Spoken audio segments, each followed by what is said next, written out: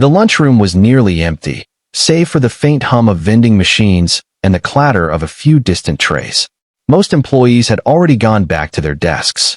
But tucked into a quiet corner, with a mop propped against the wall and a worn violin case resting on his lap, sat Daniel. Daniel wasn't just the janitor of the towering glass building downtown. He was also a single father, a man who had learned to stretch every dollar, every hour of sleep, and every ounce of strength for the sake of his little girl, Lily.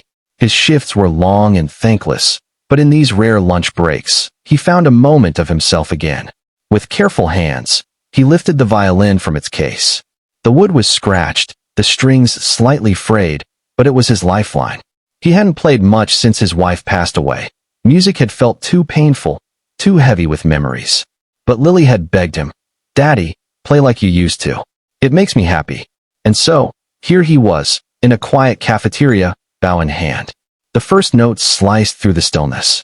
Soft, trembling, almost shy. But as Daniel's fingers moved, the music bloomed, warm, haunting, alive.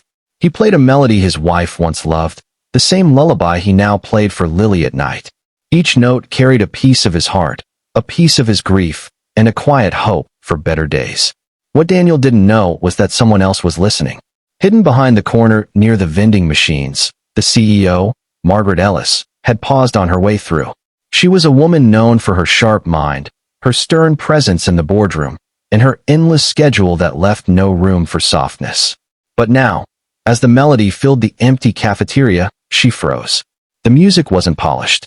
It wasn't perfect, but it was raw, honest, and it pierced through the armor she'd built around herself after years of sacrifice. She felt her throat tighten, her eyes sting. It had been years since she had let herself cry. She leaned against the wall, unseen, and listened as Daniel played like no one was watching.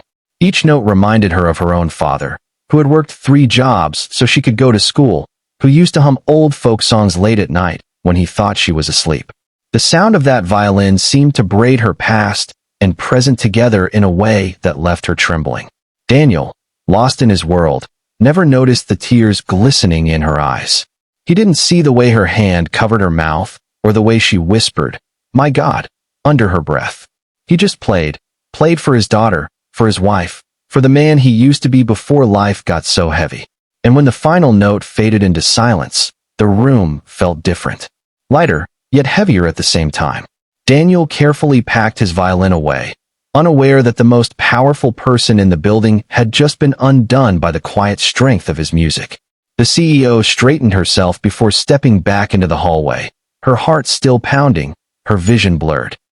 Daniel never saw her leave.